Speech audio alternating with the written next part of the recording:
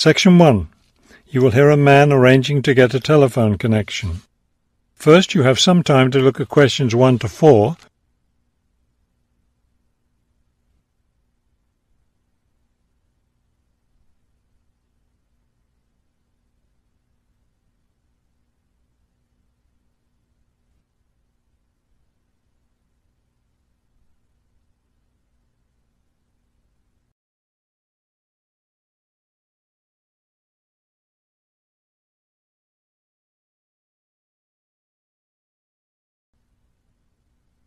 Now we shall begin.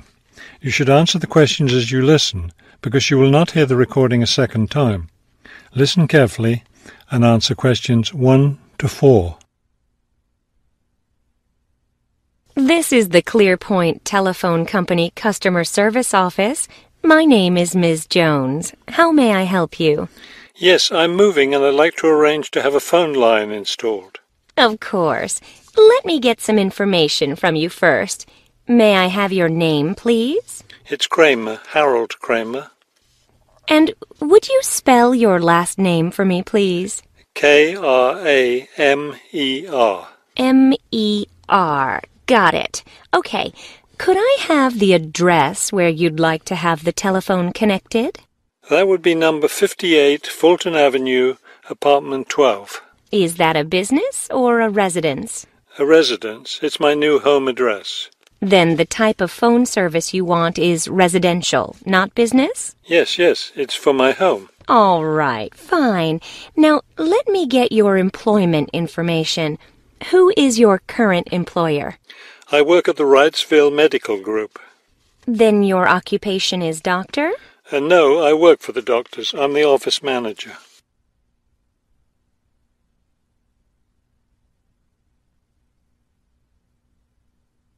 Now listen and answer questions 5 to 10.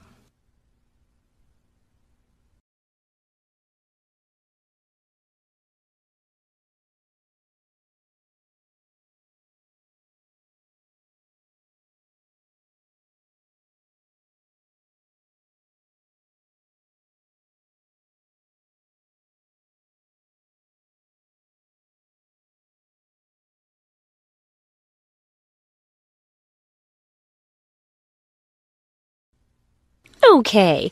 And could I have your work phone number? It's 637-555-9014. 9014. Great. Just one more thing. I need to know how long you've been at your current job. I've been working there for quite a while now. Let me see. 9, that's right, 9 years. Okay, good. You've been there long enough, so I don't need to ask about any other work history. Now, in addition to our basic phone service, we have several special services available. Could you explain them to me? Most customers opt for unlimited long-distance service. It really saves you money if you make a lot of long-distance calls. That sounds like a good idea. Then I'll put you down for long-distance service. Another popular service is voicemail. Voicemail takes all your messages electronically, and all it takes is one simple phone call to retrieve them. Voicemail. No, I don't think so. I have an answering machine to take my messages. It's old, but it still works fine. We also provide internet service if you're interested in that. I am. Please put me down for internet as well as phone service. Right. Okay, I think we're almost finished. I just need to schedule a time for the technician to go to your apartment and do the installation. Let me see. What about next Tuesday? Would that work for you? No, not Tuesday. I'll be at a conference all day. Wednesday would work, though. I'm afraid I won't have any technicians in your area on Wednesday. I could send someone on Friday. That would be fine. What time of day works best for you, morning or afternoon? Morning would be best. All right, then. It's on the schedule. Do you have any questions? No, I don't think so. Thank you for calling ClearPoint. That is the end of section 1. You now have half a minute to check your answers.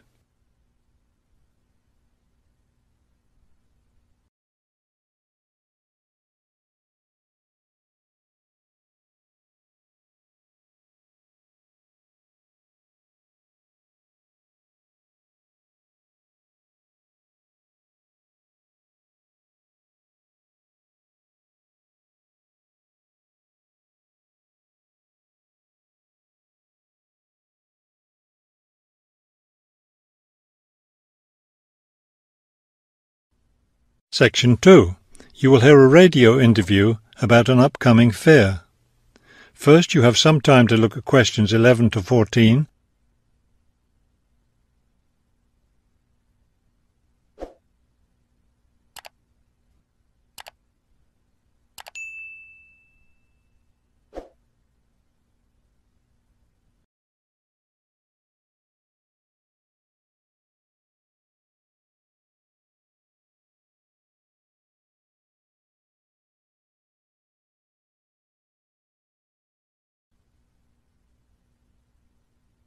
As you listen to the first part of the talk, answer questions 11 to 14. Good afternoon and welcome to City Hour, the radio show that brings you all the latest information about events in and around our city. Today we have with us Cynthia Smith, who is heading up this year's City Fair. Cynthia, would you start by giving us some of the basic information about the fair? Where will it take place this year? I'm glad you asked that question because I know most people will be expecting the fair to be at the fairgrounds as usual, but we've had to change the location this year due to some construction work. You know, they're building the new high school in that neighbourhood and they've been using the fairgrounds as a place to store construction materials. So we've moved the fair to City Park, which I think is a wonderful location. Yes, that will be a great place for the fair. I understand that the fair begins on Friday morning with a special opening event. Actually, it won't begin until that evening, but you're right about the special event. Traditionally, we've begun with a parade, but this year our opening event will be a special dance performance. And the most exciting part is that the mayor will be one of the dancers. The mayor is a woman of many talents. Cynthia, could you tell our listeners about the price of admission? What will it cost to attend the fair? We're trying to keep the price down as much as possible. A 3-day pass is just $25, or you can buy a Saturday or Sunday only pass for $15.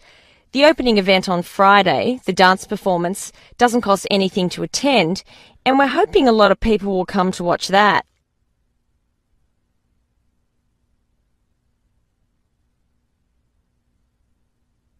Now listen and answer questions 15 to 20.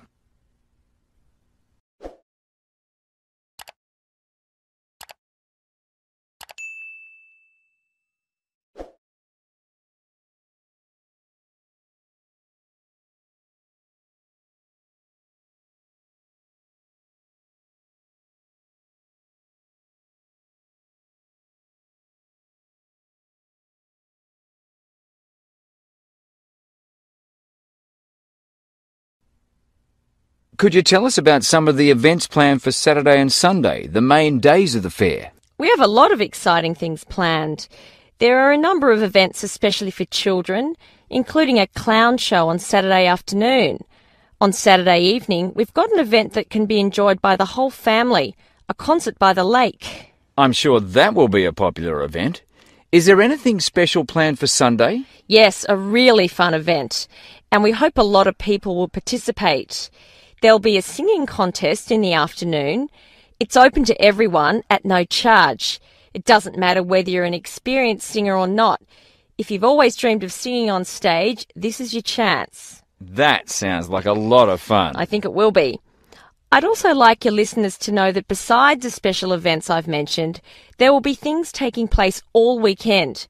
For example, at the food court, international food will be served. You'll be able to sample dishes from all around the world. There will also be special games for children at different locations around the fair. Will there be things people can buy, souvenirs, anything like that?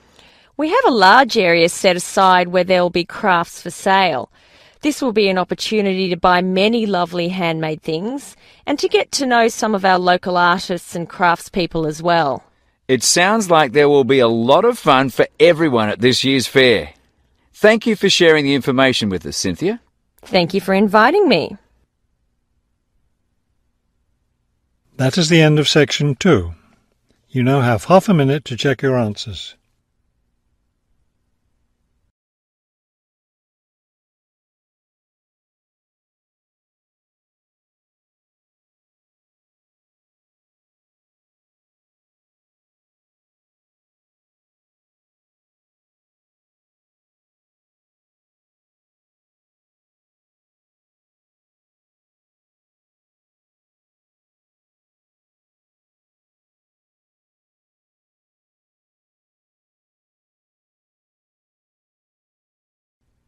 Section 3. You will hear a conversation between a prospective student and a university advisor about applying to enter the university.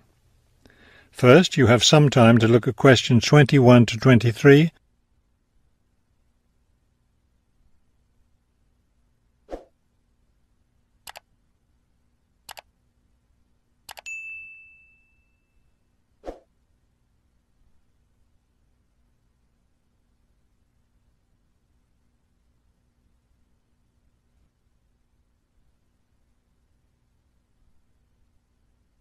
As you listen to the first part of the conversation, answer questions 21 to 23. I'm interested in entering your business administration program, and I'd like some information on how to apply. I'm a little concerned because I've been out of school for a number of years. That could actually work to your advantage. It's possible to get academic credit for work experience if that experience is related to courses in our program. I've been working in business for several years. How would I get academic credit for that? First, you'll need to read the university catalogue to see if any of the course descriptions match your specific job experience. For example, if you've worked in accounting, you may be able to get credit for an accounting course. So then what would I do? You would write a summary of your work experience, relating it to specific courses we offer. Submit that to the admissions office with a letter from your work supervisor confirming your experience.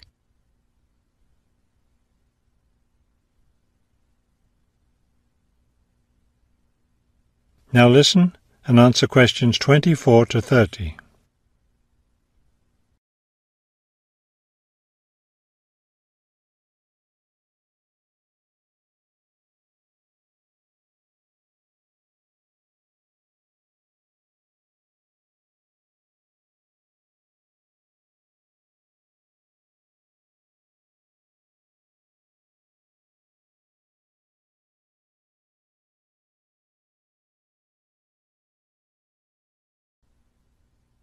Would I submit those things at the same time that I apply for admission? That would be the best idea. Have you seen a copy of our university catalogue? Not the most recent one. I have a copy from last year. You'll need to look at the latest one. Unfortunately, I've run out of copies, but you can get one from the library for now, and I'll send you your own copy as soon as I have more available. Thank you. How does the admissions process work? Well, first you'll need to get an application for admission.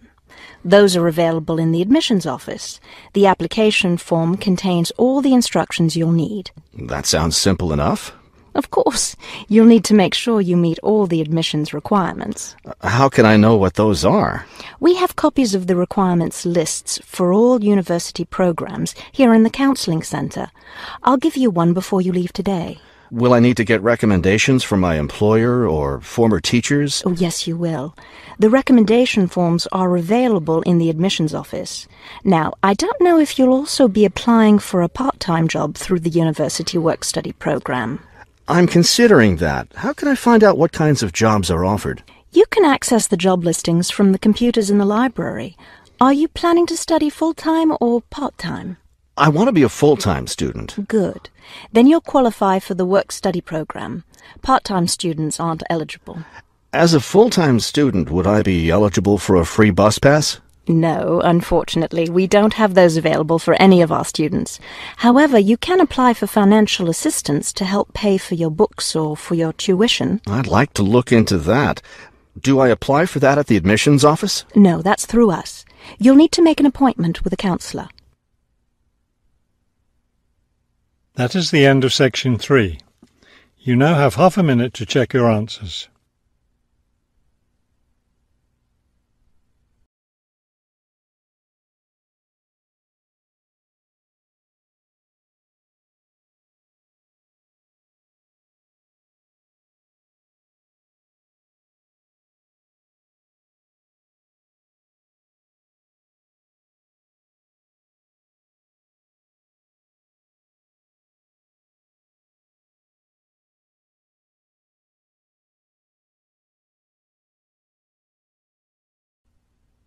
Section 4. You will hear a lecture about the black bear. First, you have some time to look at questions 31 to 35.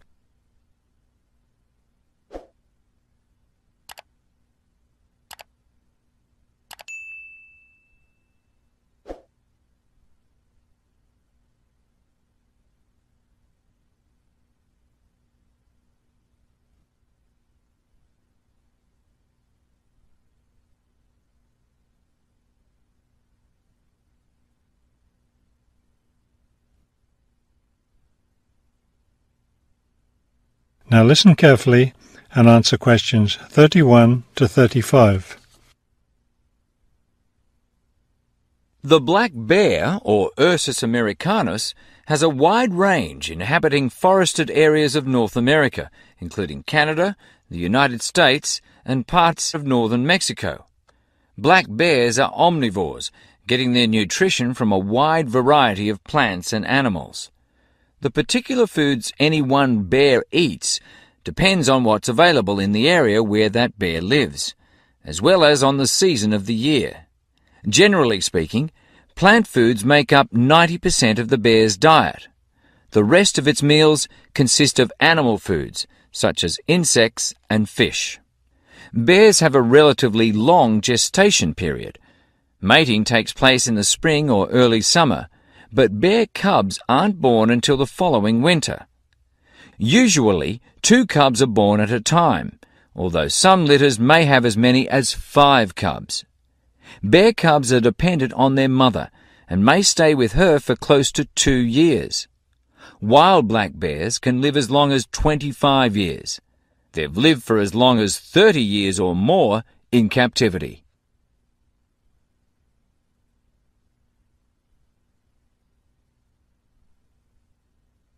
Now listen carefully and answer questions 36 to 40.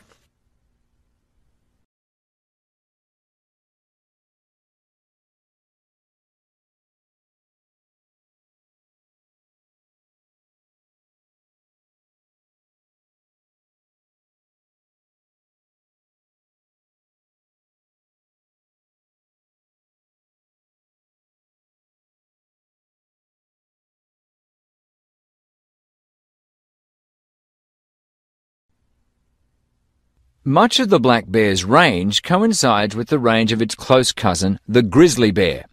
Although these bears are somewhat similar in appearance and habits, it isn't difficult to tell the difference between them.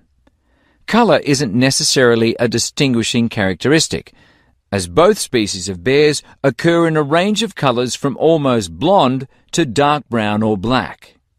Many black bears, however, have a patch of fur on their chests that's lighter in colour than the rest of their fur. Grizzly bears don't have this patch. Size isn't always a distinguishing feature either, although grizzly bears are usually heavier with an average weight of 225 kilos. Black bears average 140 kilos in weight. Grizzly bears spend time digging in the ground for roots and tubers that make up part of their diet. The large muscles they need for this give them a distinct shoulder hump. This hump is absent in black bears, which don't do the same kind of digging. The shape of the face and ears is also different in each species of bear. Grizzly bears have a depression between the eyes and nose, and short, round ears. Black bears, on the other hand, have a straighter profile and longer, more pointed ears. Grizzly bears are known for their fearsome, long, sharp claws. Black bears have shorter claws, which are better suited for climbing trees. That is the end of section 4. You now have half a minute to check your answers.